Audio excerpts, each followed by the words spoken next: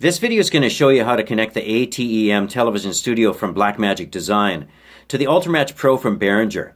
The Ultramatch Pro is an ADDA converter, so that allows you to take your microphone or any source coming in through a mixer and convert that to digital to feed directly into the AES EBU on the ATEM Television Studio unit. So I'll show you how I've got mine connected here. If I just walk back here and show you the microphone setup. So the microphone right now is connected into that mixer. And the mixer in line 1, of course, you can see the volume up there. And if I go down here, you can have a look and see the volume coming in the meters right now. And if I pan back a little bit, you can see it also coming in at the same time on the Ultramatch Pro. Let me just show you how it's connected around the back. Right here you can see on the back of the mixer where I've got the two XLR cables coming out of the main output, left and right. And if I just pan over to the Ultramatch Pro, you'll see that the same two cables are plugged right in there to the analog input. Now beside that there's an analog output, and if I just pan over you'll see that there's a digital input and a digital output. Now on that digital output there's an RCA cable with a gold end you can see there. That RCA cable is actually converting over to a BNC cable, which you can see plugged in at the top right of the ATEM Television Studio. So underneath that AES EBU cable that's coming from the Ultramatch is the power cord, and then beside there is the Ethernet cable. You can see the signal going in right now. And beside there is an HDMI output for program out and for multi-view out. Beside that you'll see that there's also a SDI program out times 2 and 1 multi-view out. And there's a USB port there that allows you to connect that device to a computer so you can assign an IP address to it. That way you can use the software anywhere you decide. If you want to use the software and control it locally, you can do that, or you can actually have someone control it over the internet from another city as an example. Now if I pan over on the left side there, you'll see that there's 4 HDMI in and there's 4 SDI in and 1 reference in. I've got 2 lines coming in right now. I've got my main camera, and I've also got one of my other computers just to show you how that works. This is the camera that I'm using right now. This is a Sony 4K digital handycam.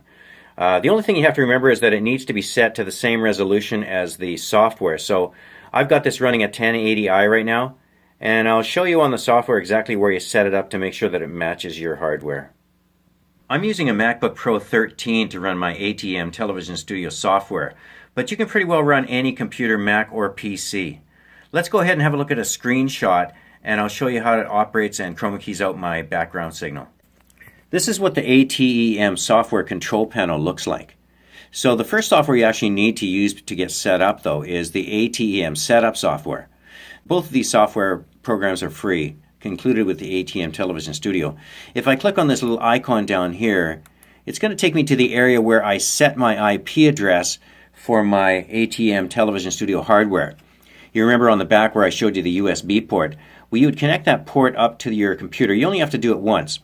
And once you've done that and gone in and set the IP address, which you do with this software right here, and I've set it to 240, so 192.168.0.240. And once I've done that, then that address stays in the ATEM Television Studio. So you may not have to actually adjust that, but 240 is the number that I've put in there. So then let's get rid of this Television Studio setup, and I'll just show you up in the top left corner here under ATEM Software Control Panel Preferences. Here's where I put the number into the software so that the software is on the same IP address as the hardware and allows it to control it. And again, that's how you would control this ATEM Television Studio from another room or even remotely. Somebody could actually run this thing from anywhere on the internet as long as they've got the IP address and you set up the direct access to this through your router. So I'll just cancel that. Now here's what the mixer area looks like on the software.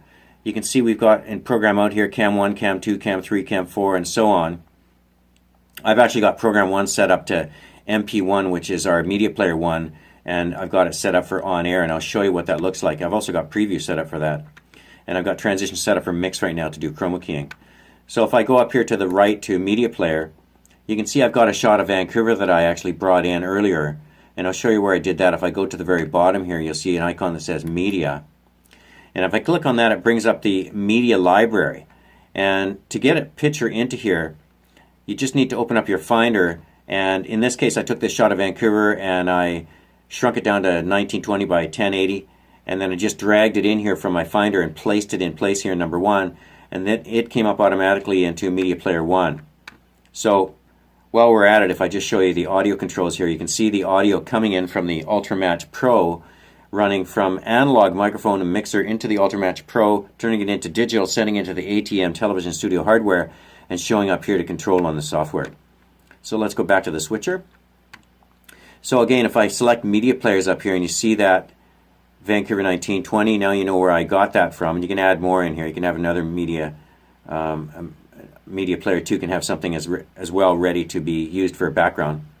And if I go to palettes, I'm actually using upstream key. I'm using chroma right now, and I've got it set to green because, as I showed you, I have a green background behind me right now.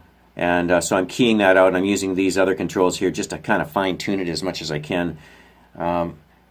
Right now I've got my lighting turned up quite a bit so that I can shoot the video on the products here, so the chroma keying isn't doing as well as it would if you had a little less lighting. I find less lighting is better when it comes to chroma keying, definitely.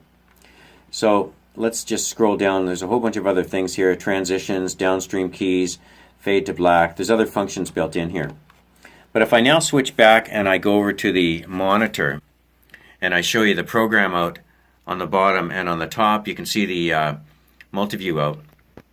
And you can see on the left-hand side is the preview out, and on the right-hand side is the program out. Underneath there is the camera 1, which is me with a green screen background. And camera 2 is actually coming from a computer that I have actually sitting up here. And I've just got the background, and it's just running some video on YouTube. Somebody's had a camera on the beach or something like that. So you can see that feeding in here. And again, on the back here, that's actually plugged into camera 2, HDMI 2 in the back of the ATEM switcher. So I can switch between those. Now, just before I do that, on the far right, you can see that picture of Vancouver.